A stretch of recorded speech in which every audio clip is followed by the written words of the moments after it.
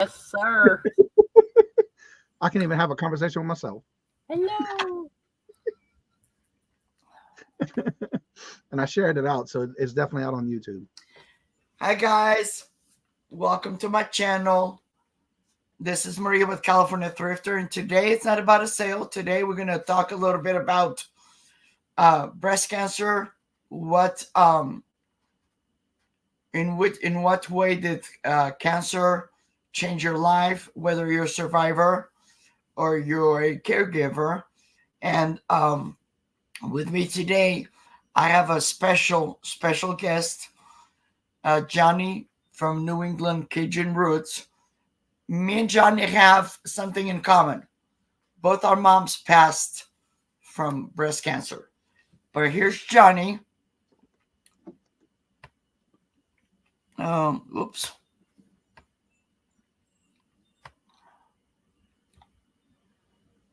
This never. Oh gosh.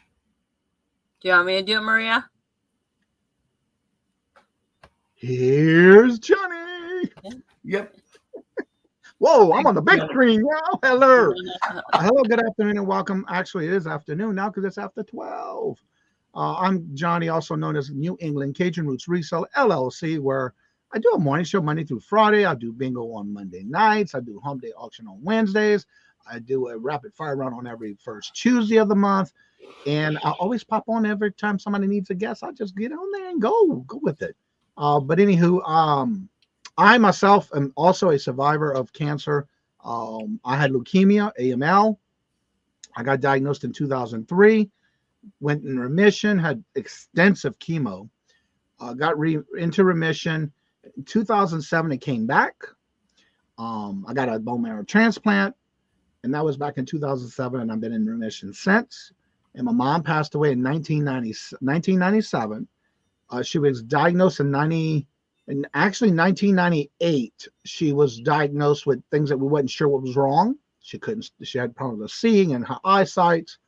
And then she turned around and I told her to get a second opinion. And when she did, we found out she had breast cancer. She had melanoma skin cancer.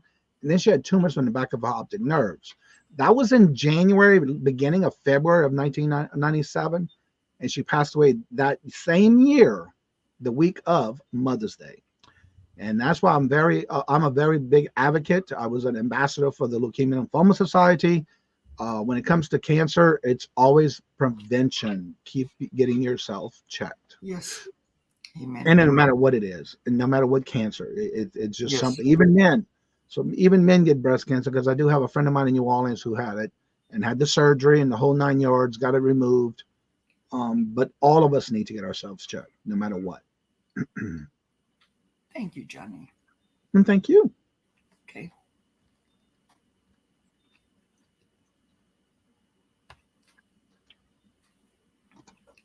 Caroline, I know you don't want to be in the same, but did you want to say anything? Oh, yes. I actually have been a caretaker for people that have had cancer in the past. So I've taken care of a lot of people. Hi, my name is Caroline, Young Star Girl. I've been a caretaker for a lot of people that have had cancer and stuff like that. Unfortunately, the people I took care of, it was too late to help them, and I was, the person that was there for them for the last few months. And it's a really daunting task to be there as a caretaker, but just to be there as support. Sometimes you don't necessarily have to understand what the person is going through. Just being there and being thoughtful and being with someone really helps them out, and talk to them about what it's like, what you could do to help them. And sometimes just being there presently, not even talking, and just being with the person really helps too at times. So I've been on the end where I've been a caretaker, and yes, like Johnny says and Maria says, get yourself checked out. That's just very important. Keep up with that stuff, because you never know what comes around and what little things happen to people. So just be a support for one another, and yeah, that's it. Morning, Alice. Morning, Alice.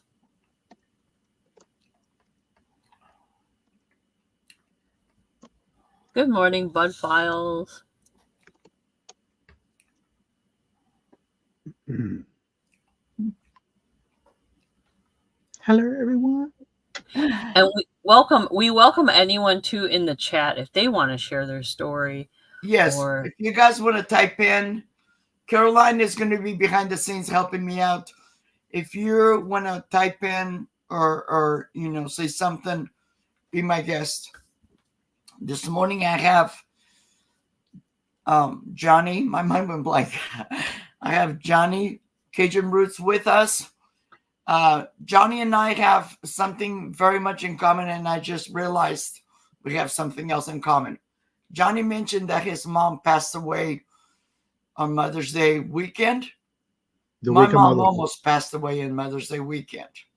I had the honors, though, to be able to cook her last Mother's Day request meal that she liked and wanted, and I was able to cook that meal for her. Yeah, I'm gonna leave it this way. I like this layout. So, thank you, Johnny, for being here. Number one. Yeah, and thank you for having me. My journey started in 1987. I did not know anything about cancer.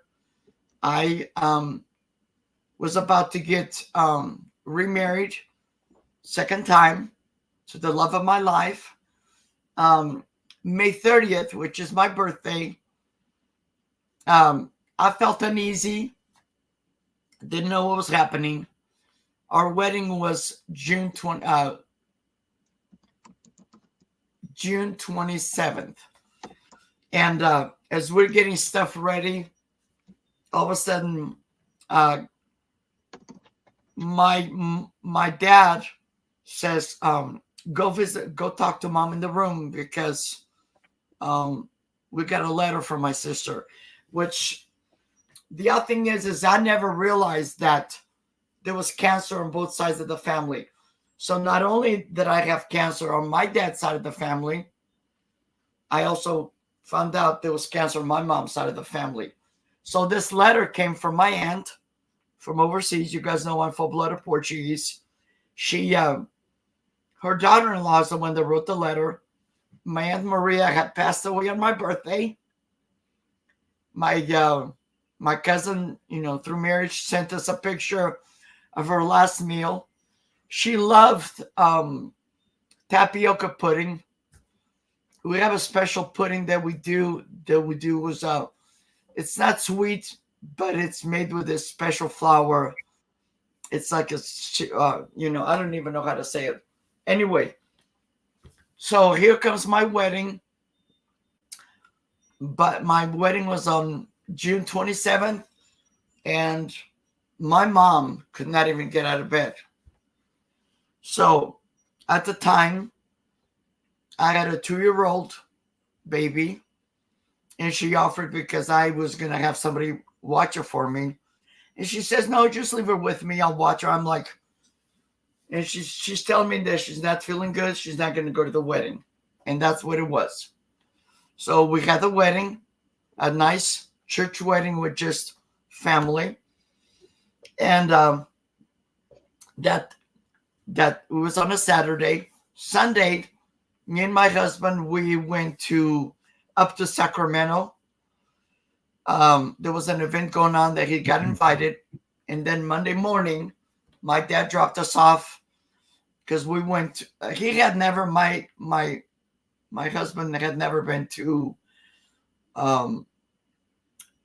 like Vegas and all that stuff. And that's what he wanted to go.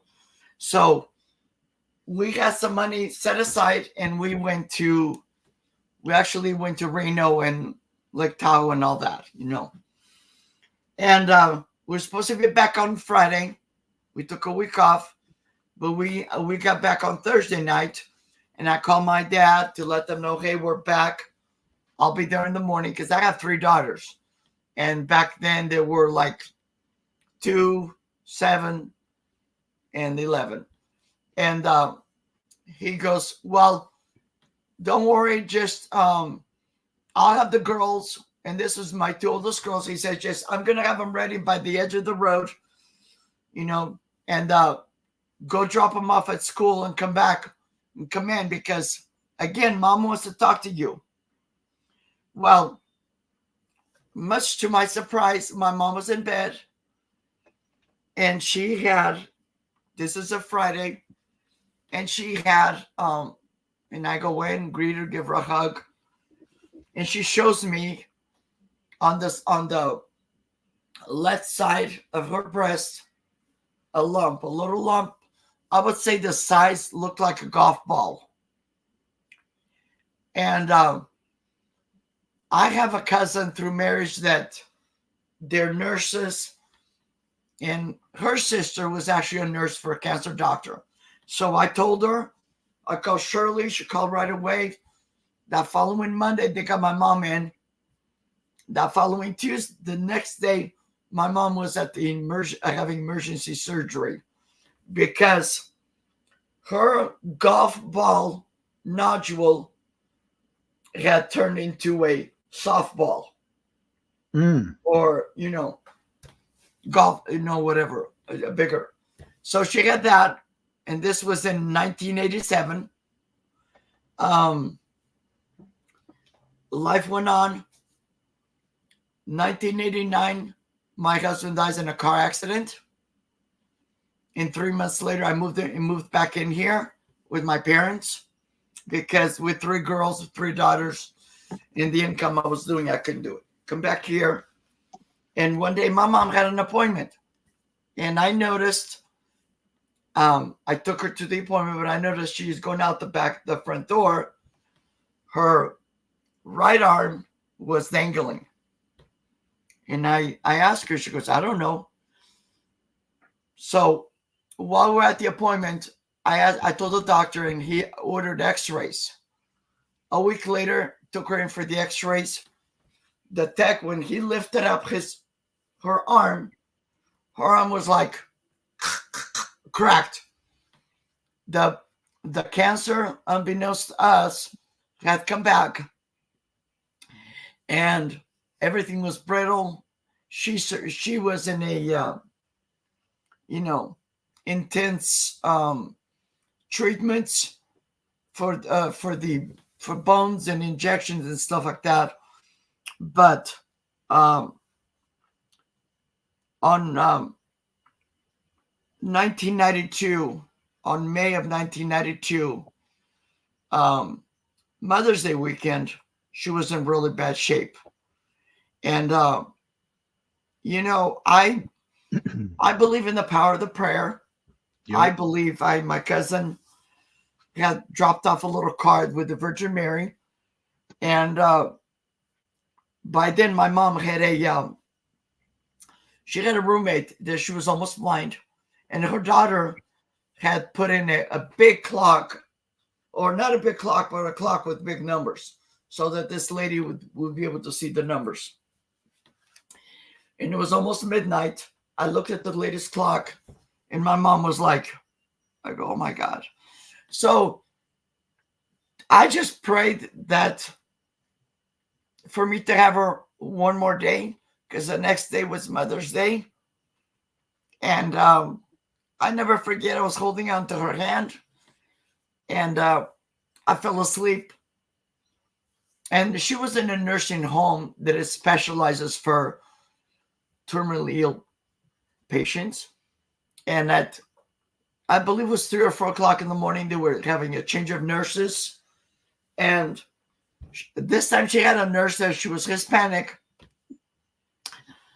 And she comes in and she was very bubbly. She goes, my mom's name was Lucinda. She goes, Señora Lucinda, buenos dias. And she was being, and I'm like, lady, shut up. Don't be loud. But you know what? My mom was sitting up like nothing was going on with her. I was granted not only, sometimes I always say this, be careful what you wish for, because not only was I granted one day with her, I was granted one whole week. And then the following weekend, I came home. My dad says, well, aren't you going to go sit? Because I would sit with my mom every night, sleep on the floor, because she didn't speak English. And by then she was already on morphine. But My dad said, "Aren't you going to go stay?" And I'm like, "No, I'm going to go. I'm going to go and bring her home tomorrow because mom's better. She's getting better." My cousin had already warned me. She goes, "Maria," because she used to work with cancer patients. She goes, "No, no." So yeah, close to midnight, they called and they said for me and my brother to go, and she passed away that night. You know, um, moving forward, I always do a breast cancer, a breast check every year. You know, it used to be on my birthday, which is May 30th, but now I moved it to October. So this particular time after my mom passed away, I moved it to October because it's breast cancer awareness. I went in, had it checked. There's a facility here in Turlock that they do that. But then the results, you have to go to Modesto, which is like 30 minutes away. There was 5 of us, and we all had appointments. Mine was the first, but by then I knew something had happened because I was the last. And then I was told that I had breast cancer, and it was aggressive, and I had to have a surgery right away.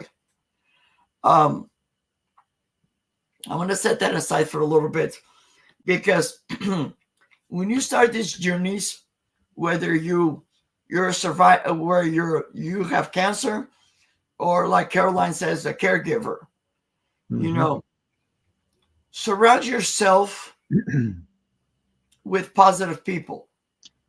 In my journey, I lost my best friend. And I lost my best friend because sometimes there's people in this world that they want all the attention.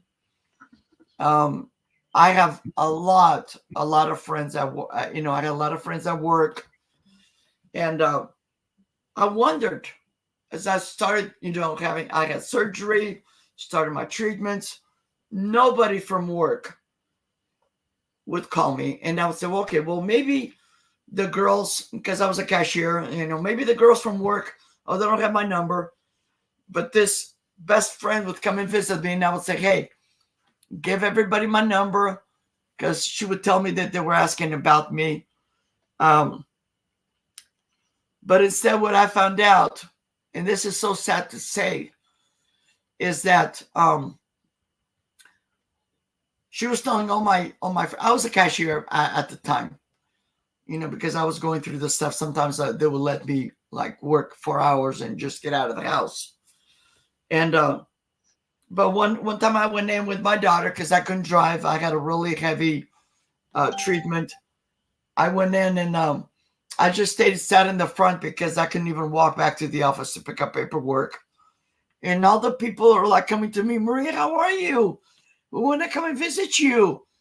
But so-and-so said that you don't want company. And I'm like, what?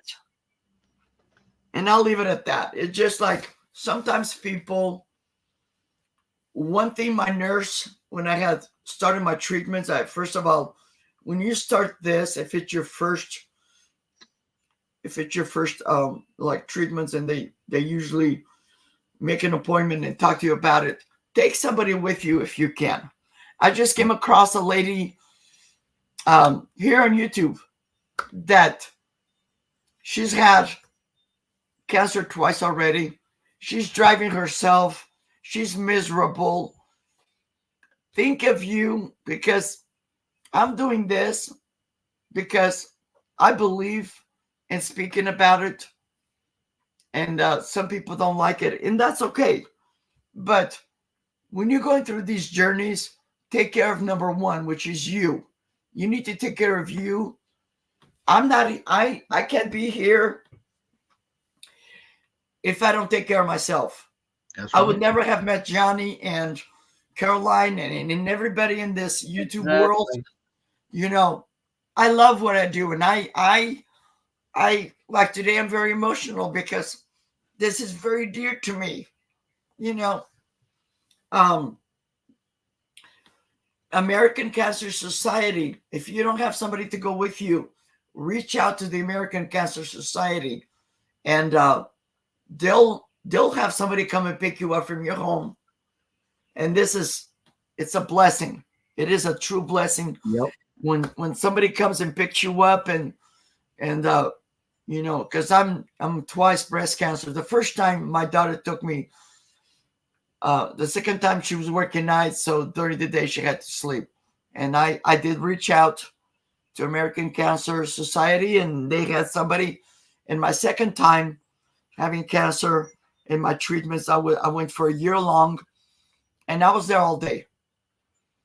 I was only doing treatments every 3 weeks, but they were all day versus the first time I was only there for 2 or 3 hours. But yeah, surround yourself with positive people. I made myself a little list because I'm a mess this morning. Always ask questions. And this is to everybody that's, you're out there and you're, I just had somebody that was diagnosed. Some people, especially in my culture, oh my God, the doctor is going to see my boobs. Who cares? Who cares? You know what? I don't have boobs. I had the second time around, I had my girls taken out. But you know what? I'm here. That's right. And, and fight like a girl. My neighbor's niece, she was one of those people. And I bring this up because, sometimes you think, oh, it's just me. It's not. Because she was young, because of her husband, who's not going to love me anymore. She waited until it was too late. Yep. And then when it was too late, then all of a sudden she wanted to have it removed. It was already too late. Well, guess what? She passed away. 2 months later, the husband remarried because, he had young kids, children. He had to work, didn't have any family around here. Life goes on. And I don't mean to sound like I'm cruel, because that's not what I mean. It's just reality. It's part of life too. Yes. Mm-hmm. And when you're diagnosed with breast cancer and you're going to start your journey, create a safe place in your home, like a sanctuary. In my home, because my daughter was here with my grandkids, and I had a young grandson, and at the time he did not understand. He would go into my room, and I would be laying down, and he would love to poke on my porch. So we made this rule that when grandma's bedroom door is closed, because I didn't lock the door, just in case there was something, my daughter could check on me or my oldest grandson. But once the door is closed, you don't go in there. And they respected that. And communicate with family. You're not in this alone. If you have cancer, your family will understand. Also, for the friends and loved ones of us that have cancer or going through our treatments, respect. Sometimes we don't want to have company. I speak for myself. Sometimes you just want to be alone, especially on the first 2 days of treatment. I would lose between 9 and 11 pounds because I could not keep anything down. And the last thing you want to do is having somebody around you when you're barfing up a storm or, stuff like that. And sometimes, hi, Chicken Lips.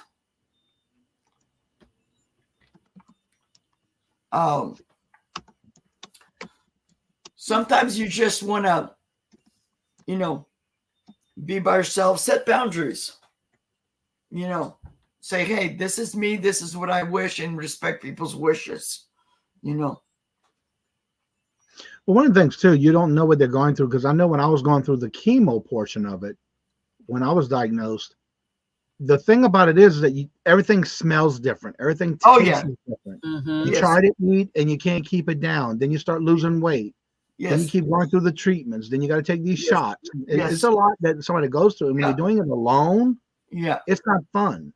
So No. whenever you do, if you ever do, help forbid it doesn't happen, but if you ever do come down with something that you find out you're having cancer of some kind, make sure you get into a support group. Because for me, Yes. I was doing it alone, but I was able to get into a support group through the Leukemia and Lymphoma Society, and that's who helped me get through it. But also when it came back on the second go around, I was already in as an ambassador for them, and that helped me get the bone marrow transplant that I needed to where now I'm completely in Yes. remission since. But one of the things too for me, I'm always a comedian, so to say, no matter what. And I'll never forget the day when the doctor says, "You only have 6 months to live. You have AML. We got to get you an extensive chemo." I looked at the doctor and I said, "I did not realize that I had an expiration date on my foot." That's And good. That's that's good. how I looked at it. And he said, "You know what? I've never had anybody tell me that before." I Yeah. said, "Well, I'm going to be Yeah. the first," and that's the way I look at it. So Yes. you learn how to adapt, but then you start making your own family when you don't have anybody there that supports Yes. you. Yeah. Because when my mom had it, my mom had the breast cancer and all the other cancers she wound up finding out, and then she was never one to go. She was always going to a healer, somebody in the family that had an older person that was doing healing. And I know there's a special name for them, and I cannot remember. But she would go to them and thinking, okay, I don't have to go to a doctor. I don't want to be cut open. Well, there's so much new technology that back in that day, there was no, oh, I don't want them to go because I got cancer. I don't want to be open because it spreads faster. And it was their myth of things. But to this day, there's so much new technology that don't be Yes. afraid to go to the doctor. Don't be afraid to Yes. get that annual checkup. I Yes. look at it this way. If I'm paying my insurance yearly and my monthly payments, I want everything I can get for that insurance. So guess what? That doctor's going to see me on my annual, on my 6 months. Because when I was going through oncology, I had to go every 6 months. The beginning was 3 months. Mhm. So once you keep going, it's like, no, I'm paying for my insurance. I want my service. I want you to check on me. I want you Yeah. to do whatever it takes because you're paying for it. So you have to look at it that way. You're paying for insurance. Why not use it? And get that second opinion, like Johnny Yes, says. Second Yes. opinion second opinion. matters. That's right. Yeah. Yeah. You And have the to. reason, like I was saying a while ago, take somebody with you. And I say this from experience because when I started my treatments, my first day, it was me on one chair and this lady here from Turlock, which I didn't know. Her name was Marilyn. And they tended to her first. And then they came to me and they was trying to put my port and my IV in and all that. And all of a sudden, she was having an allergic reaction. So my nurses, and back then there was like 6 nurses to each patient, not anymore. So they went to her, left me alone. She got situated. Marilyn got situated, and all of a sudden they came to me. And as soon as that IV started going through, I turned red as a tomato. I felt like my face was going to explode. So again, and she noticed that, and she, nurse, check on Maria, something's going on with Maria, because I couldn't even talk. It was like something like I had a beach ball in my mouth, and it was just like this, and it was just, so if you have somebody with you that can kind of, sometimes my daughter would go with me, but it just somebody as long, and like Johnny said, when it's the second time around, you already know what's gonna happen. Well, also too, whenever you're going through this, one of the things that when you get that PICC line put in, that port, like I had it in my arm and it went to my heart. And that's how I mean, they have you stretch. I mean, they go quick with it and you can feel it, but I guarantee you, I'd rather have had that port and that PICC line through my heart and my arm because that way they didn't have to pick you every time you had to give blood or get an Yeah. transfusion or you Yes. had to get your chemicals in. And one of the things I remember the most was when they had to do the shots. Once I had my treatment every week, I had to go in and get a Procrit shot. And they had to rotate. Like I had to remember what side they gave it to me the week before so they can give it to me on the opposite side so they didn't scar me up. But I have the scar on my arm. And when I go to different new doctors, I let them know, look, this is not a drug addiction problem. This is a scar from my PICC line when I had the port put in, and that left me a scar. But for me, it makes you stronger in a sense because you have to look at life differently. Live every life to the fullest. but make sure I wrote down everything. I had all my notes down. I want to know about this. I want to know about this. Why Yes. am I getting Yes. this? How long do I have to do this for? It's best to go Take a with it. notepad with you guys. That's right. Mm-hmm. Yeah. Yep. Um, before I forget, I had written down, and like I said, I don't know, but I think I raised a little bit over $200. Thank you, everybody that participated. Um, last night I just started a new because it's already out. Um, I always try to raise at least $100 myself with my friends. But I will have, as soon as I found it, it was in a notepad, and it was 200 and something. I try to raise at least $100, and I want to thank everybody that participated when I was doing my fundraiser, my Relay for Life. It's going to be again next year. I think it's May 17th and 18th. It's a weekend. And it's, I've only missed one. So I want to thank everybody for doing that. Alice, that is true. Alice Freeman is one of the people that participated. My old boss.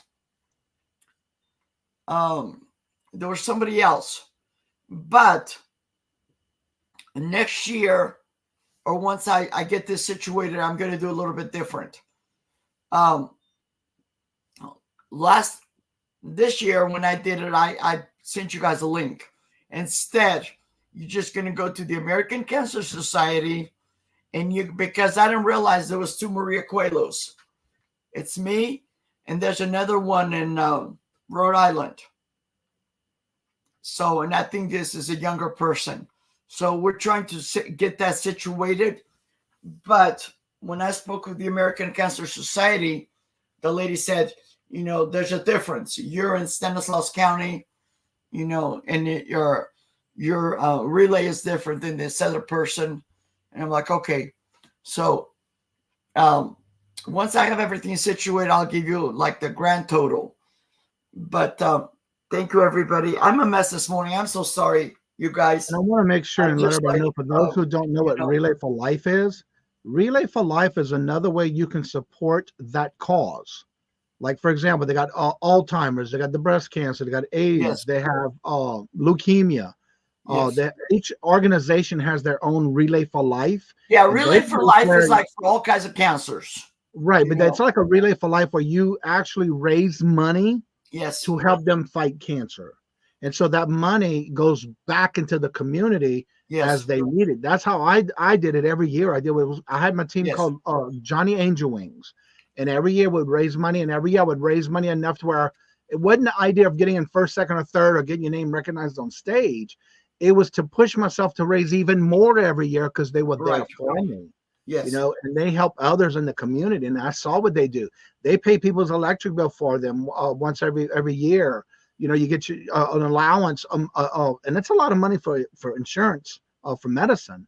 So they also help for that as well. So the money you're giving back into the community for that does help patients who cannot afford it, or if they don't have a job or they can't work. That kind of helps them offset that a little bit. That's not a lot, but it's just that little bit that can help. Yeah, I do my Relay for Life. When I've raised is for research. Yeah. I believe in research because when I had cancer the first time, 3 years later, when I had cancer the second time, after I had my girls removed, and both my oncologist and my surgeon said, "Oh, Maria, you're cancer free. Yay." When I went for a month later for a checkup, they do these blood work, which is sent off. Yep. And it takes about, I think it took like 2 months or 3 months for these results. Forever. Yeah. And then all of a sudden, there was, I forget how many now, it's been a while, but my cells around where I had the surgery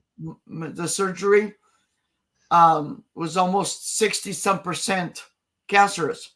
And that's why I had to go to I went through a long 1 year of treatment every 3 weeks. Yep. And on my first round with cancer, my hair fell off at the third time I got treatment. This time, the second time, that night, and if you go through this, your head starts getting itchy, and when you go like this, and I knew by then my daughter had already shaved my head, but when I went like this, all of a sudden my head was like smooth as a baby's butt, But it's okay. It's growing back a little bit at a time. As a matter of fact, next week, because we're going into the winter, and when I go to the winter, my friend shaves it off, so it'll come back thicker. Yeah, I did. But yeah, research is very, very important. Yeah. And like Johnny says, it helps for so many things.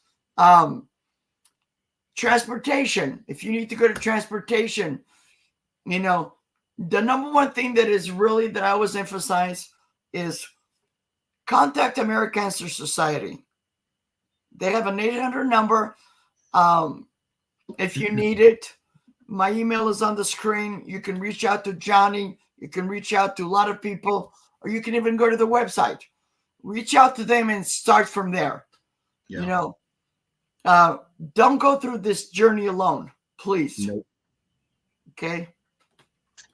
And they have a lot of research, and they can send you in the right direction if you need things. Whether it's a question about, what to do, or if you need a ride somewhere, they can help you and direct you into those right, because they have the list of things that are available in your community. Yes. And that is the best way to do it, especially if you're alone and you don't know what to do. Definitely reach out to someone in the organization, because they will help you. Yeah. The second time when I had breast cancer, and I had to be there all day, it was a couple. The husband would pick me up in the morning and drop me off, because they don't need to be there with you. I mean, they can't anyway. And then he had to go to work. And then in the afternoon, the wife worked right by the hospital, and she would swing by and pick me up. And it just, it's just amazing, and they because it was really strong treatment. And so she would walk me all the way to my front door, and I would text my grandson. By then he was like 12, 13, and he would just unlock the door for me and help me to my room, And again, that's very important that you have somewhere to, especially if you're living with another person, you should have your own space. For me, I reeked from that stuff. And I don't know if Johnny went through this, but when you go through your treatments and they clean your port at the end, mine, because here in California we have, like when you go out in the country, you smell the skunks, and it was just nasty. There's Chrissy. Yes. Hi, Chrissy. Welcome. Hi, Chrissy. Good morning, everybody. Good morning. So yeah, the first thing I wanted to do was rest for a couple of hours, and then I would take a really hot shower and just sit there under the shower and just wash all that, stuff off. Because I had 7 different treatments throughout the day. So welcome, Christy. And another thing I want to mention too is whenever in my case, my mom, with my dad working all day, every day, and I was working offshore. I was a cook offshore.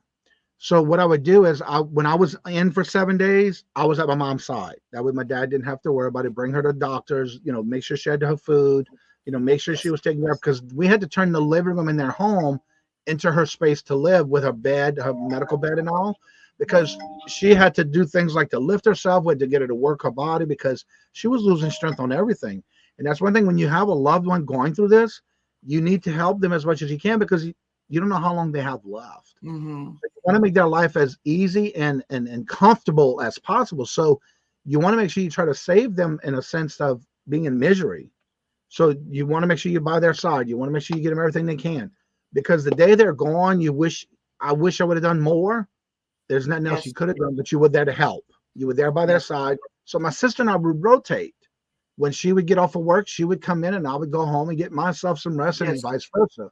And so you want to make sure you help them because you want their quality of life to be as best as it can be before they do pass away. But at the same time, like Johnny was saying, if you're a caregiver, don't be afraid to ask for help. I took care of a gentleman across the street because my neighbors, and it's been like 6-7 years. I think it was right before COVID, he passed away. But I was there. He had Alzheimer's. Nothing to do with cancer. He had Alzheimer's, and then the family was worried because he started turning on knobs and stuff like that, and they were going to burn down the house. So my job was just go over there in the morning when the son went to work and just make sure that this gentleman eat his food. He would go to sleep. I would wash his dish and then leave because he would just sleep. Well, one particular time I went in at lunchtime and he was gone. And then I found him, long story short, but then they hired me full-time on there. But I had, they wanted me to do it, like every day of the week. And sometimes you can't, because in order for you to be a caregiver as well, you'd have to have some me time. Yeah. And there's nothing wrong with that. There's nothing wrong with asking for some me time. Not at all. When I took care of my dad, because my brother worked. We both worked, but I had my oldest daughter to help, So I mainly worked in the afternoon and stuff like that. But he would come in on the weekend and give us a break. That means he would come in, stay with my dad here at the house, and me and the girls would just leave for a couple of hours. Because you get that, because sometimes you're so, intense with, make sure everything is fine and, and we care about our loved ones. But sometimes it wears you out. So don't be afraid to ask for, for help. Exactly. I'm gonna make Chrissy solo if she wants to say something. Hi, Chrissy. Thank you for being here. I love you, girl. Thank you. I want to thank you from the bottom of my heart for going through this fundraiser with me. Mhm. I think I lost my thing, and there's something going on because I found out there's 2 Maria Coelhos, but I raised a little bit over, I believe, over $200 with your help and everything. And last night I started the new fundraiser. I already put $20 in there. But what I'm gonna do is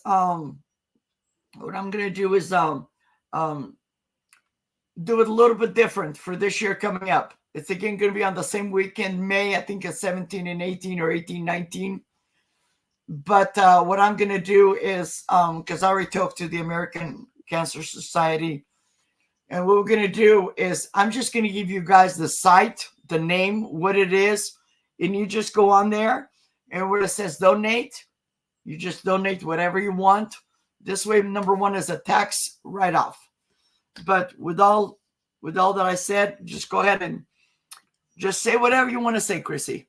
Well, the first thing I do want to say is for any of the 10 people now that I've come onto the show, for the next 10 people who donate to Maria's fund, I am going to provide them with a free pair of breast cancer socks, brand new.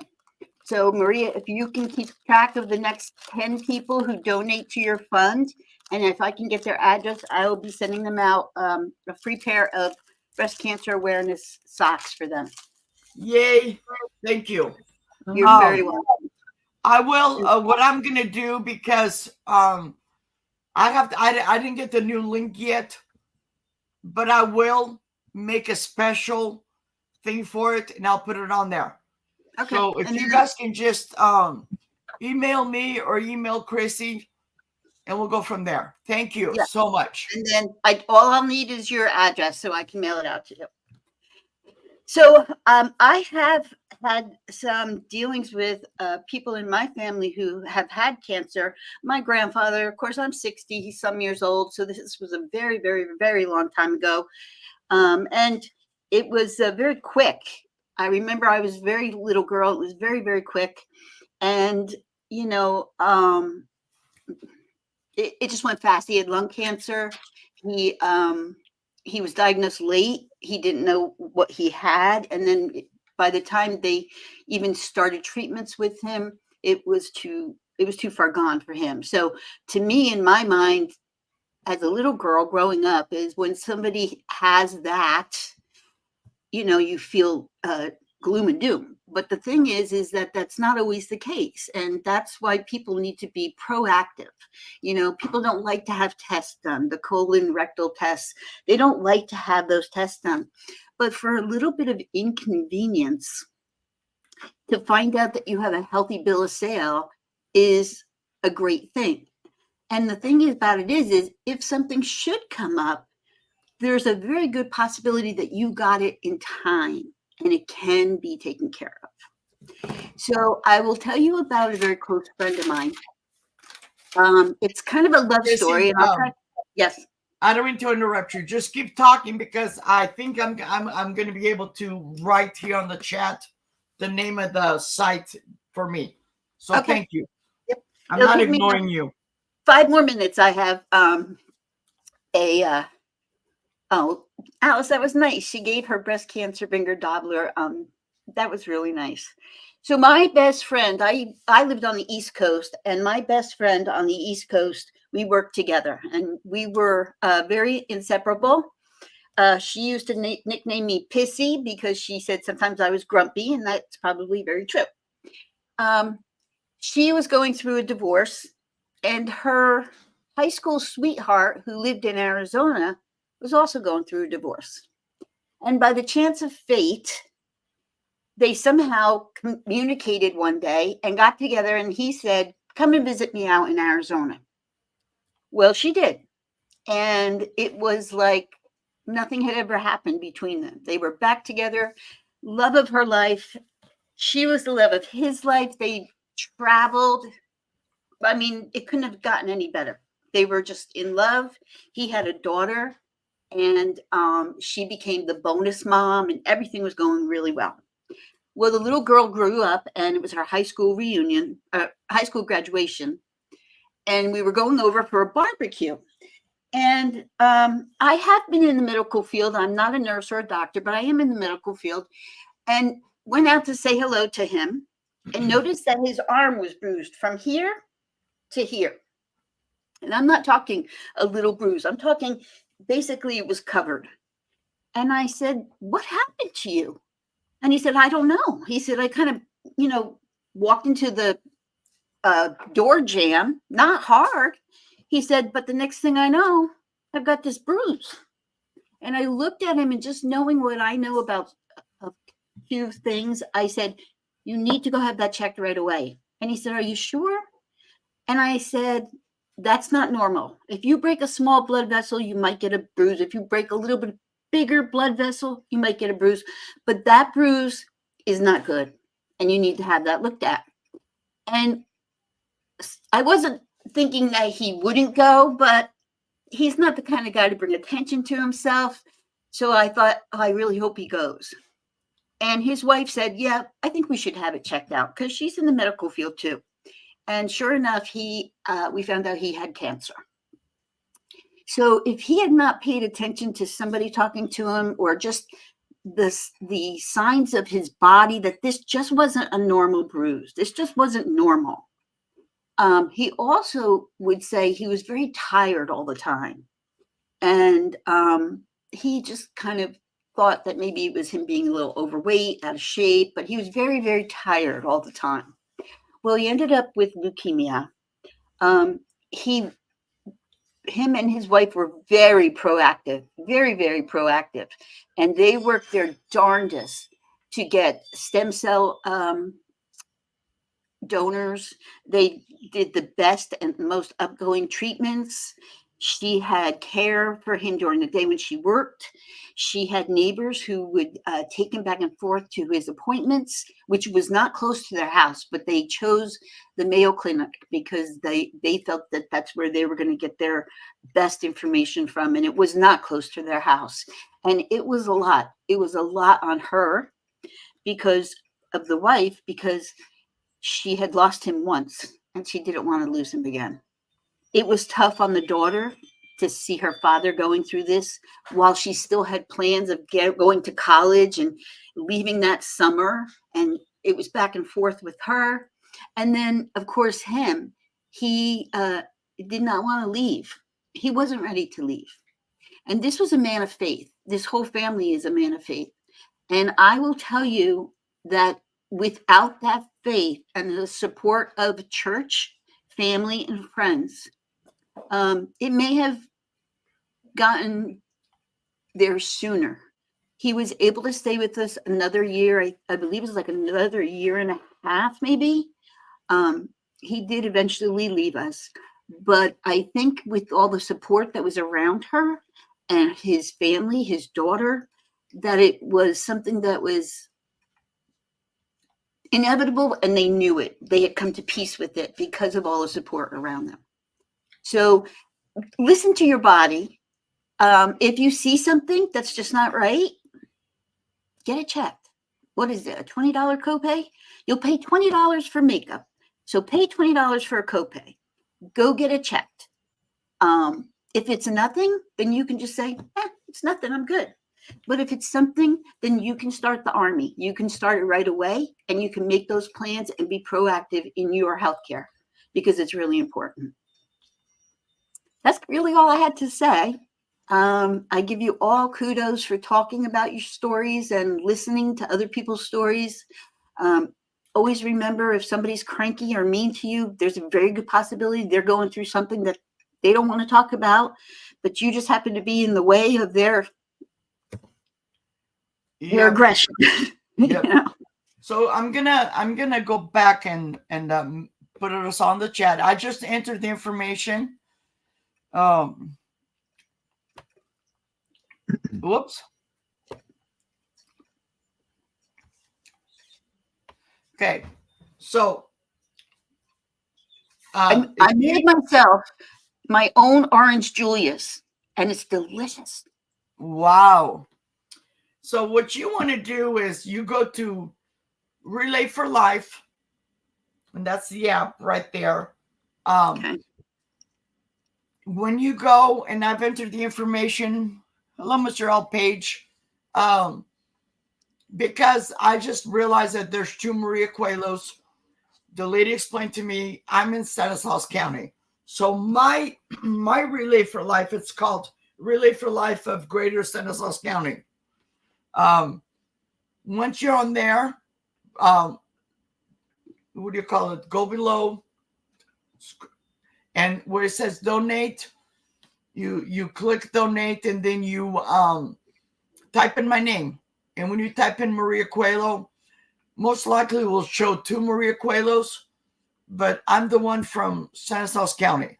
Okay, and then you just donate whatever you want, because at the end it will show how much you donated, and I appreciate whatever, and if you can't do it, I still love you. It's the thought that counts. Okay. And if you ever have any questions, I think my panel, and I speak for everybody, if you guys have any questions, ask us. Caroline's been a caretaker. Christy's a nurse, and she, we all have experience one way or another. And don't be afraid to ask. Call the 800 number, American Cancer Society, and they'll send you to the right person. That's what I did. When I had cancer the first time, I didn't really know about, people taking me, and that was available. Heck, I didn't even know that I had a cancer center here in Turlock. One day my nurse, she goes, Maria, don't you live in Turlock? And I go, yeah. She goes, well, how come you don't go to the one in Turlock? And I'm like, where?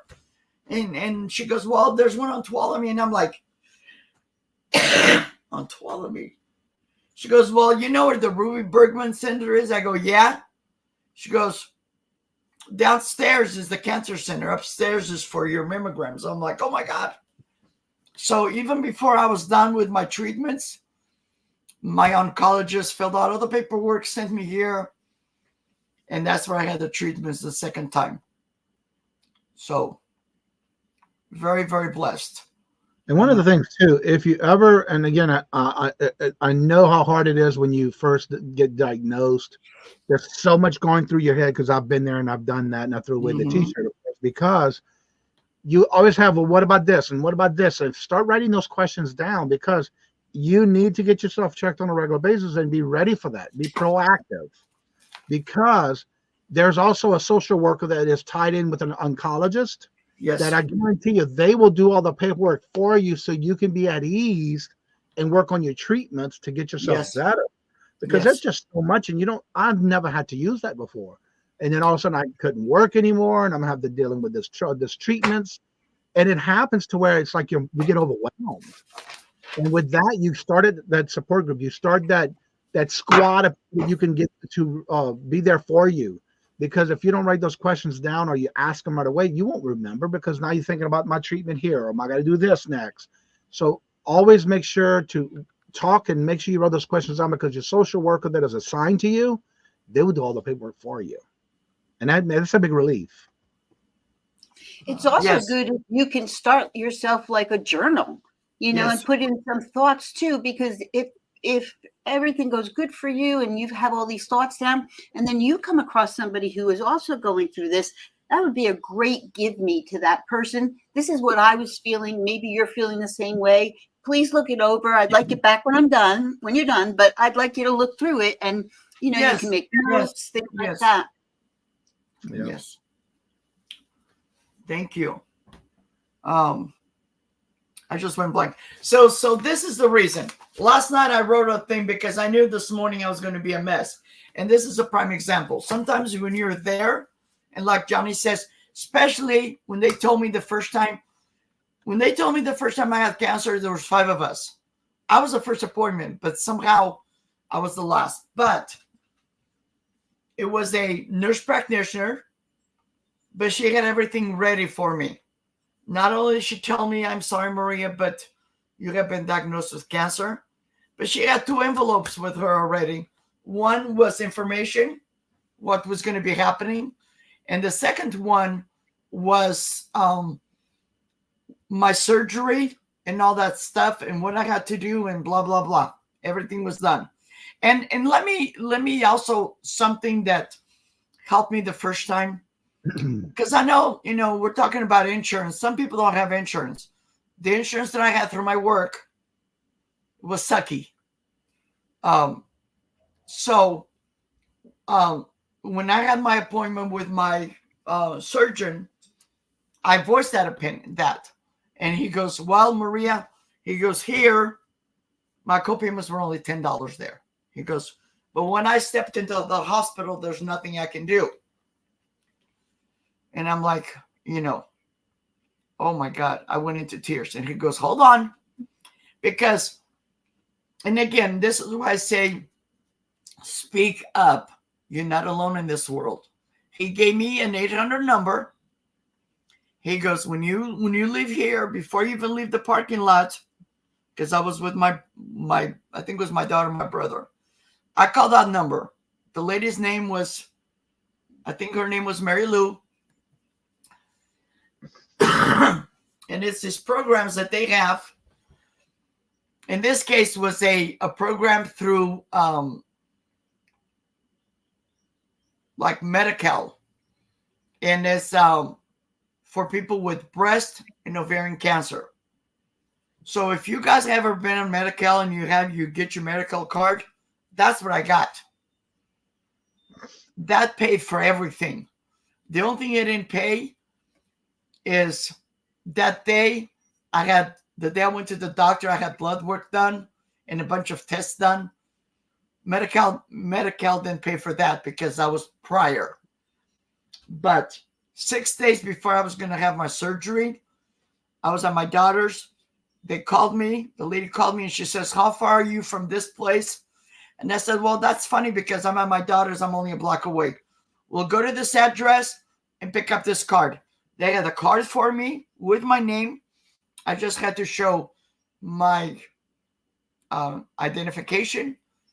And the nurse there that handed me the card also sat with me and talked to me about it because she's a breast cancer survivor and she's a young lady.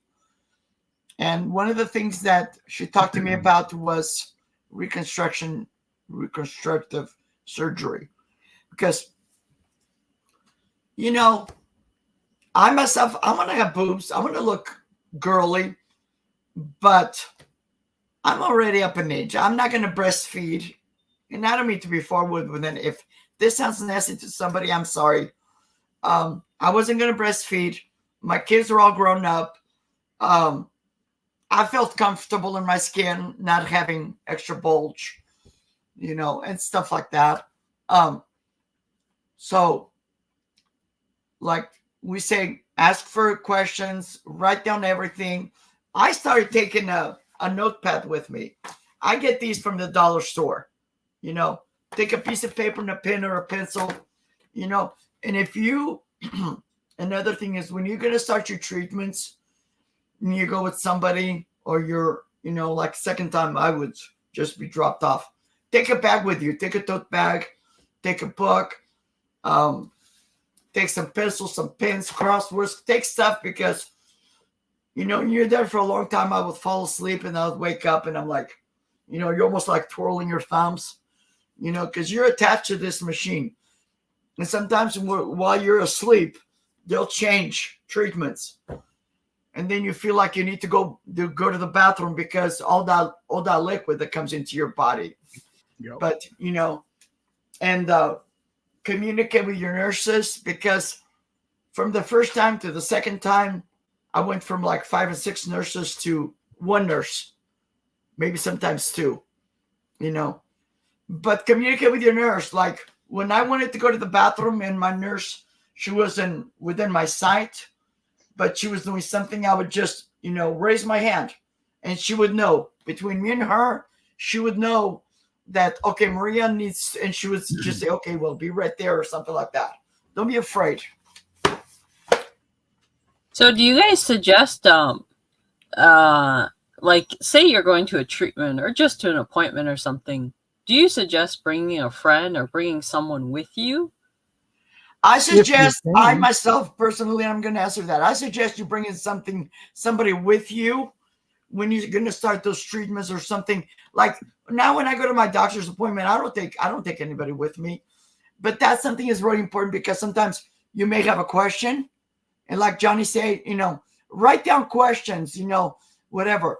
I myself, like when I took my brother with me because my dad couldn't go. And I had questions and he, just like me, when he was asking questions and, because sometimes you could miss something, Yeah. And my friend would go with her husband because what he was taking would really make him very sleepy. And so he didn't remember a lot of things and he would fall asleep. And so she would ask the questions, like you said, she would write them down. And then this way, later on, when he had some questions, she had the answers with her. Now, she didn't go to all of them. There were some, of course, with her work schedule, she couldn't go. But she always asked a neighbor, and her neighbors were really super good about going and staying with him because you're talking about at least a 4-hour at least 4 or more that you're spending there. So it does. If you can find somebody who's retired, doesn't have a lot of things going on, is, very low key and willing to sit there that long, even if they leave for an hour to go get some groceries and then come back, whatever, but at least you have somebody there because you don't feel so alone then, you don't feel so alone. But then again, American Cancer Society, they will help you with that. If there's nobody else in your family, you need to reach out. That's why I emphasize, call American Cancer Society. Call your local American Cancer Society. Mine is in Modesto. I've never been there in person, but I've talked to those people many times. The one year that I was really sick and I couldn't go, I still wanted to have my shirt because I love having my shirts, and this is just like what it says on mine today. It's amazing. But just communicate. Write down that number, big letters. Put it in your refrigerator. My refrigerator looked like it was crazy, but I had all kinds of notes on my refrigerator, you know. And if What you do you think of think, something, Johnny? write it down. What? What do you think? In reference to which topic? Which part? Like if you should bring someone to the Well, if you can, appointment, or if you have somebody who can do that for you, that is available, then I would say yes, because even with just the chemo treatments, you're there for at least a minimum of 4 to 6 hours. And then because once you do your actual treatment, then you have to do the solution, and you got to do. It's just a matter of laying there, and then. Especially if you have somebody that can maybe drop you off or bring you and maybe come back, and they get to know, if you have that same person with you, the people that when you're getting your treatments, they get to know them as well, knowing that they're there for you. So they let them back there, because that's a special room that you have to be in. And then basically you got all these other people here going there doing treatments as well. So I would recommend you do if you can. But if you can't, reach out to the societies that you're part of, the American Cancer, breast cancer awareness, whatever you can do to get there. Your nurse, tell your nurse what's going on. Hey, today I came in and I'm by myself. Yes, and then that way they can bring somebody there to talk with you. But definitely bring somebody with you if they can. Oh yes. And something that Johnny was talking about, being sleepy, and this is where I was talking about this. The other day I was watching, and this gal was driving. And I said, why are you driving? Because these treatments, I know personally a lady I worked with, she didn't want to bother her daughter. She didn't want to reach out to the American Cancer Society.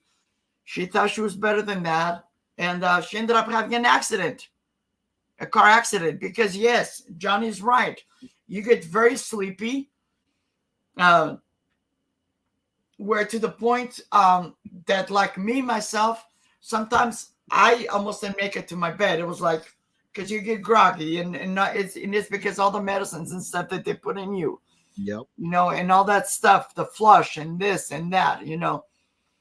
So, but the number one thing is communicate, and you know, if you can't have somebody with you, at least communicate and say, hey, this is what's going on.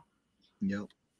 And if you have somebody with you that has a list of questions in case if you do fall asleep, because it will happen, at least they have that sheet of paper, or that book, or that binder, or that journal with those questions, and so what they can take care of that for you and get those answers, and then write them down and understand, so they can explain to you when you are alert. Or if you're asleep, because sometimes I'll fall asleep, and she would just write it down. I had like a little notebook next to my chair, and she would just, the nurse, if I was by myself, especially the second time, she would just write it down. Or if I was in the bathroom and she goes, oh, I forgot to read this, she would just write it down, and then I would just read it. You know, even if you go to a church that has congregants that are able to do that with you, get somebody from church to come with you. You know, there's always somebody who may be having a day off or works from home. There's just so many things that you can do, including those from church that you know that you go. Yeah, I have my friend Maria. She's 80s. She's 80. She's going to be 85 on the 27th of this month, as a matter of fact. You know what? She's almost 20 years older than me, but she can run circles around me. She's never been sick, but she understands what it is that I went through. She never went with me for my treatments, but when I was done with my treatments, and sometimes my daughter couldn't take me to my appointments, she would take me. Because even after my treatments there for a while, I couldn't drive. My I bones. took the toilet or the bus. Guys, sorry for the noise. I also wanted going on. I also want to mention that if somebody is going through this and you can't take them to a treatment because you just don't, you have a very busy schedule, it's really, really a good idea to just call them and just reach out to them and just say, you don't have to talk about it if you don't want to. If you want to yell at me, you can go ahead and yell at me. I do remember that my friend went through very many stages going up to, and then eventually when his passing came, and I didn't understand it. And I kind of backed away because I thought, well, she's dealing with this. She doesn't want to hear from me, I'm sure. In her eyes, she thought I was backing away because I didn't want to be with her. And that wasn't it. So there was like miscommunication. And I wish I had known that. We're good now with each other, but it was a little, I was afraid I'd say something wrong or I'd say something stupid and it would just bring up bad memories for her.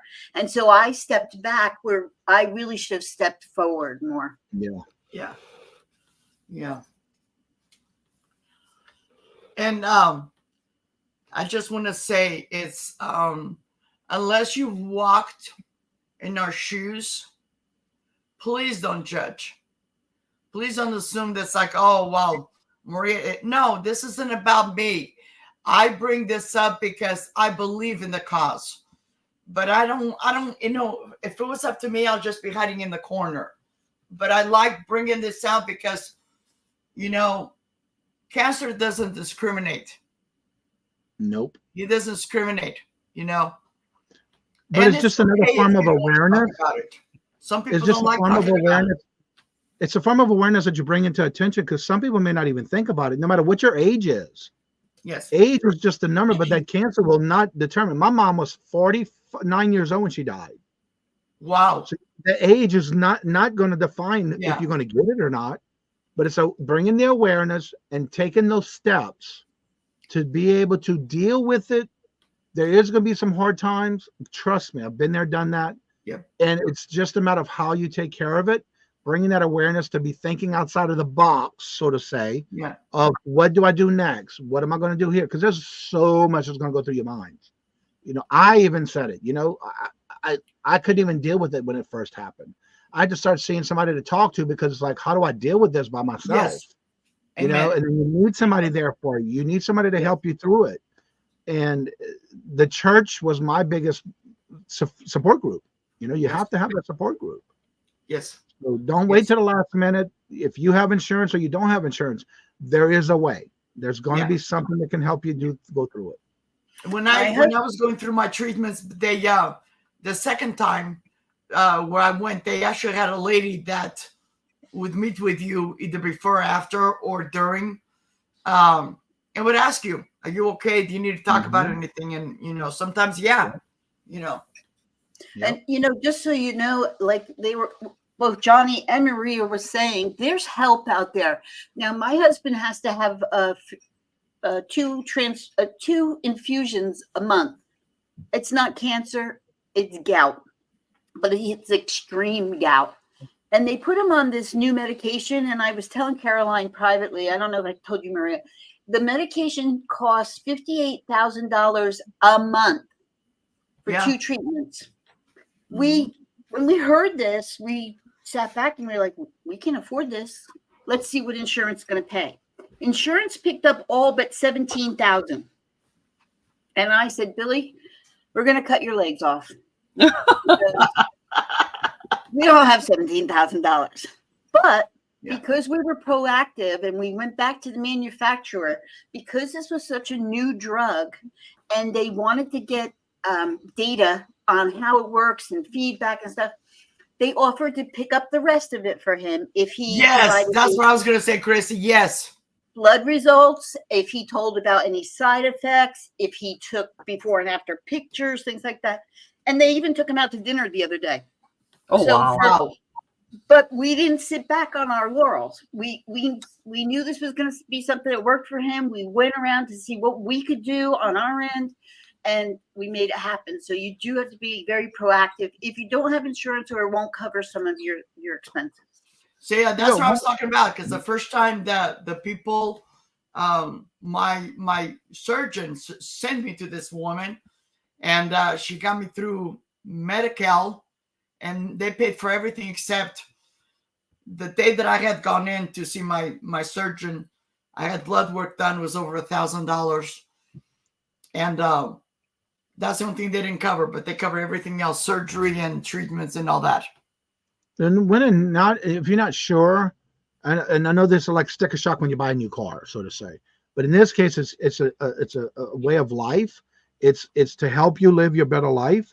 But a lot of times, even if you talk to the social workers or your doctor and saying, look, I cannot afford this meds, there's going to be programs that they can direct you to, or they assign you to a social worker where they're going to apply all of that for you. And so you can get the right medications to help you live your life and the quality of life you need. Don't be afraid. Don't be afraid to ask. Yeah, like Christy was saying, I've done the same thing. A long time ago, I was on this one medicine, and it was very expensive. And being a widow with 3 girls, it was very hard. And I talked to the pharmacy, and they told me, here, this is who manufactures this. Call them. They'll send you paperwork. I filled out the paperwork, and they would send me a 3-month supply right to my front door. And nowadays, everything's done on the computer, so you don't have to worry about it being in the mail. It's a fast supply. Yeah. Yep. The one unfortunate thing, which with my friend's situation, which was just made me sick to my stomach, was after he passed, his next doses of medicine had to come in. They hadn't even been opened yet. There were thousands and thousands and thousands of dollars, and there was absolutely nothing she could do with them. That is disgusting. That is disgusting, because there are people who are probably can take the same medicine as that, and it could be redispersed to them who don't have it to be covered.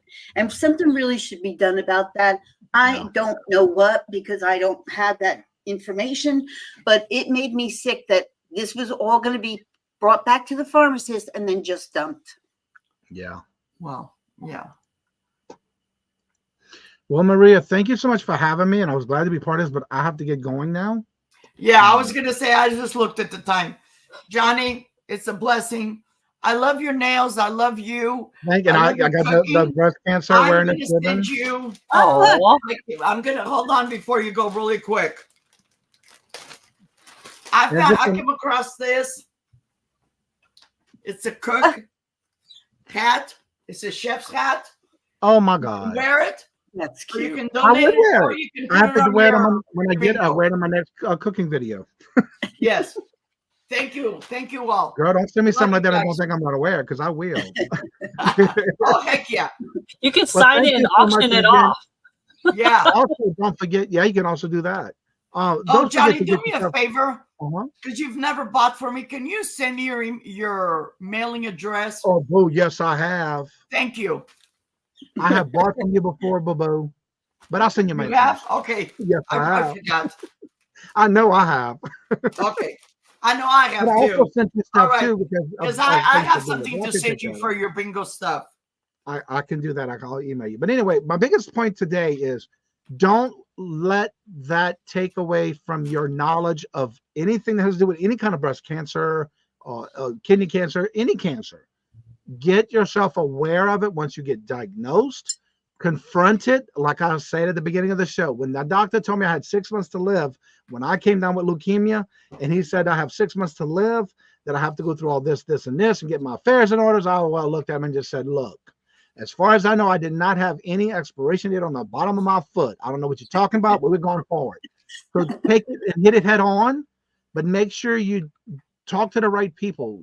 Tell people, your church, your cancer society. Get involved with something. I don't have one either. Thank goodness. Yeah. Get ahead of and take charge. And I always said it. I don't have cancer. Everybody says, well, you got cancer. No, I don't have cancer. It has me. Yeah. I'm going to be the one that's going to take control of it. So awareness is the key. Yep. And as I say, love always. Love you and guys. Thank you for having me. Have a good one. Anytime. Thank you. You're very lovely. Thank you, Johnny. Later. Bye. Chrissy, I love you, girl. Thank you. All right. I'm going to leave you guys and get some work done around my house here. It was a pleasure to come out and talk to you and all you guys in the chat. I wish you good luck with everything that may be Am I going going to on see in you your tomorrow? life. Yeah. Are you selling with us tomorrow? Yes. Yeah, she is. Yeah. Before I forget, Chrissy, because I'm going through a lot right now. I'm fighting that stupid tree. You know, we're still live, huh? Yeah, we are.